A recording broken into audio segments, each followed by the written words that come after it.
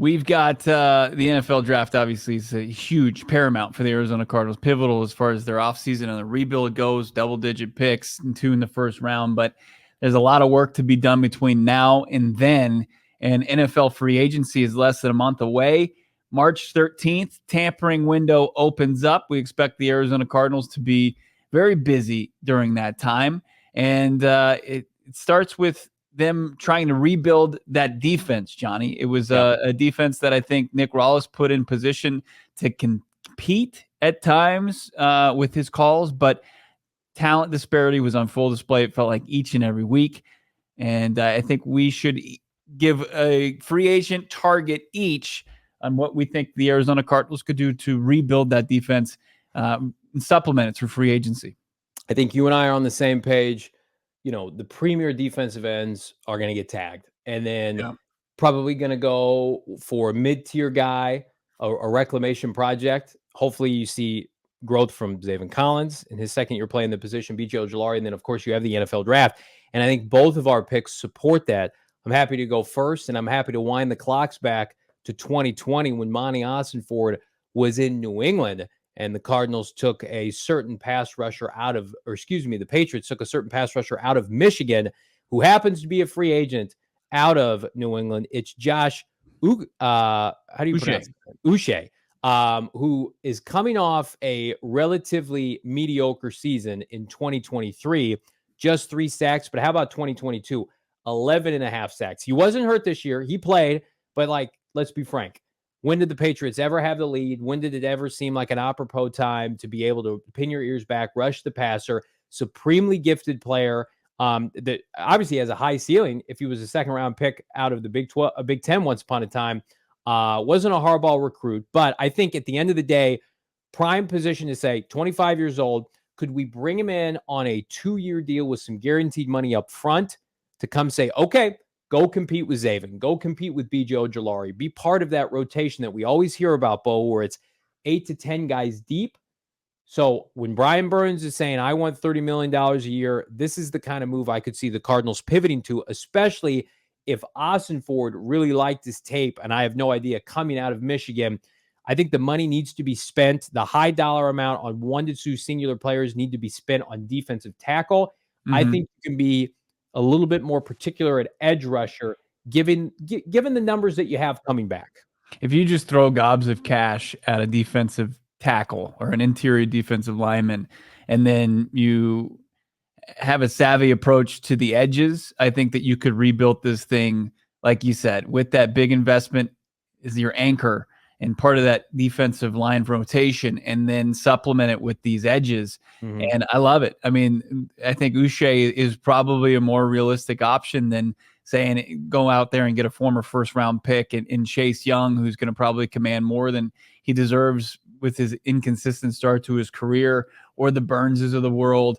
Obviously, those are big names that you would love to see get after the quarterback for the Cardinals, but I think they'll be playing in this sandbox more realistically. And that's why I went to South Beach, Miami, a player that, Damon Dog doesn't know if the Miami Dolphins will let walk because he's so versatile and so made an impact for the Fins defense last year. It's Andrew Van Ginkel, 28-year-old edge who had 6 sacks last year, 32 hurries, and broke up 8 passes. He had 8 passes defended, whether it's knocking it down. I know he had a pick 6 as well. He was fantastic in coverage. I think this is the versatile type player that Nick Rawlis and Jonathan Gannon covet. I don't think he's going to break the bank. Now we'll see, what if Miami decides to move off of some other players and retain a guy like Van Ginkel.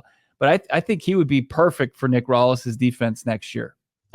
This is like when you say, I want a Van Ginkel, and then we have a Van Ginkel at home, and it's Dennis Gardeck. Am I allowed to say that? Just because he's white and has long hair? No, because he has a number in the 40s. That's what it makes me think of. A pass rusher with a number in the 40s. No. Wouldn't that be great if you had Gardeck at 42, and then you've got Van Ginkel, or I'm sorry, what is Gardeck wear, 45? Yeah. You have Van Ginkel at 43, and then just the long hair bros? I think Gardeck can put up similar numbers to that next year. No. You don't think so? I mean, he had a ton of opportunities last year.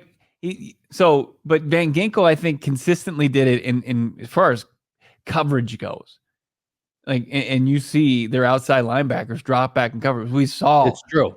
We saw Gardeck in coverage, and it's not like when he's in coverage on special No. teams. It's special to say the least. Van Ginkel is a much better player out in space. And listen to again, this game against Dallas that he had. okay. Okay. He had 9 total pressures, and he had 5 hurries and 2 sacks. I mean, he was just all over the place and 5 tackles. I mean, I think he was a guy that would drop back every once in a while. He'd play a little slot. Like, I think that he's somebody that they like, the versatility, the violence that he plays with. And like, I think the Cardinals, they like Dennis Gardeck, but I think that this is, if you like Dennis Gardeck, you're gonna love Andrew Van Ginkel. What's happening in Miami? They lose Vic Fangio, obviously. We know why that happened, but Van Ginkel is a key contributor. He's hitting the market. Christian Wilkins is going to hit the market. Like, Miami's defense can be pretty easy to fade next year, especially they lost their supremely gifted pass rusher to an injury this year. The kid the Cardinals passed on for Zaven Collins out of Miami. But I'm with the chat. I think Zaven Collins, they have promise in. They still feel like he can turn into something. And I think, can Van Ginkel, can he mirror those numbers? Can Zaven mirror those numbers? Like, I have a hard time believing Zaven is going to regress next year. I think he's going to be better.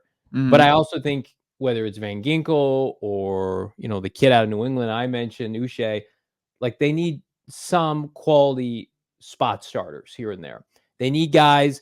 You're not going to get an ace, right? You're not going to get a Josh Allen, but can you get a couple relief pitchers to come in and help you in the third and fourth quarter, force Matthew Stafford off the field and get a sack in a key spot? I think I know they care much more about like total team sacks compared to one guy having 20 sacks a la Chandler Jones.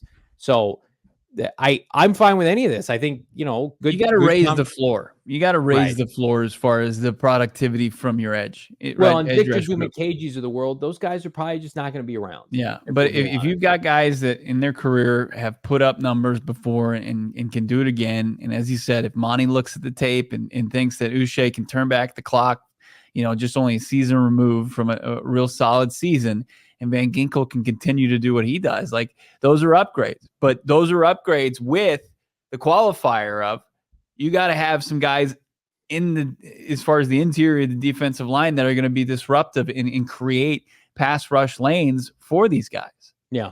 Yeah, I totally agree. Like, none of this matters if they don't get defensive linemen, true defensive tackles. And who knows? I mean, Jalen Blair saying Miami doesn't have any money. They're $58 million over the cap, and they've got to sign Tua. Well, then Christian Wilkins needs to be an Arizona Cardinal if that's the case. Eddie's saying, I think we go after Chase Young, Clowney on prove-it mercenary deals. I think both those guys probably don't fit what they want to do from a locker room individual standpoint. And that's not to knock them as people, but like, Chase Young basically coasted large portions of the NFC playoffs. Like, and he's going to be your marquee signing and edge rusher. And Jadeveon Clowney's pretty old. And I would think he'd want to go back to Baltimore, chase another ring.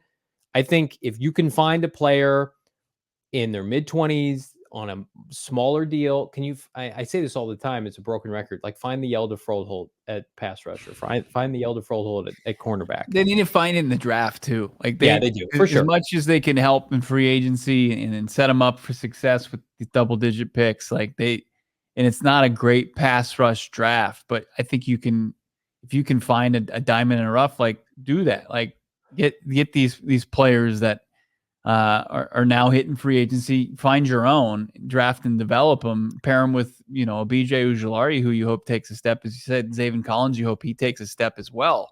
But it's all going to be, they need more guys that are going to make a down-to-down impact consistently than they got from last year's effort. As crazy as it sounds, because they went so long without sacks this year, I don't think they view their pass rush situation as dire as maybe we do, or the public does. They had 1 sack in 6 games over their final 6 games. I know. That was bad. But Jalen Blair saying Grenard. I had Grenard as he was I think the first guy I had mentioned as far as us doing this on a weekly basis. I had Jonathan Grenard from the Texans. I think he had 12.5 sacks. He's a big time impact maker. And I think I was looking at a tier below. I think, like, there's the top tier, obviously, your Brian Burns of the world. And then you get, the Jonathan Grenards, and then you get to, your Uches and Van Ginkels. Yeah. They They need to play in every sandbox, and then they go through the motions of, is this player interested? Do we have the money to do this? Because all of these players we're mentioning, respectfully, would be upgrades for the Cardinal roster. Maybe not individual upgrades over like a BJ Ojulari, hopefully in a year 2 pop year, but people that can help. It's such a long season, and I think that that's kind of what gets lost in the free agency hype of let's go sign X player for X amount of dollars. The Cardinals had no depth over 17 weeks in their front seven. Their front seven, it was laughably thin by the end of the year. Like, that can't happen again. That's irresponsible, because we all believe that the Cardinals are going to be in a point of contention in the NFC playoffs to try to get back to the postseason for the first time since 2021.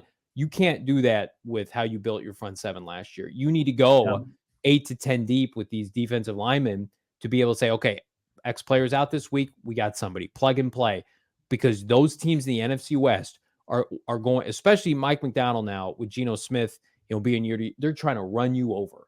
And the Cardinals just don't have the depth up front right now to stop anybody's run game. We saw it. McCaffrey and the Rams did whatever they wanted on the ground against the Cardinals. Like, you got to start working to combat that a little bit.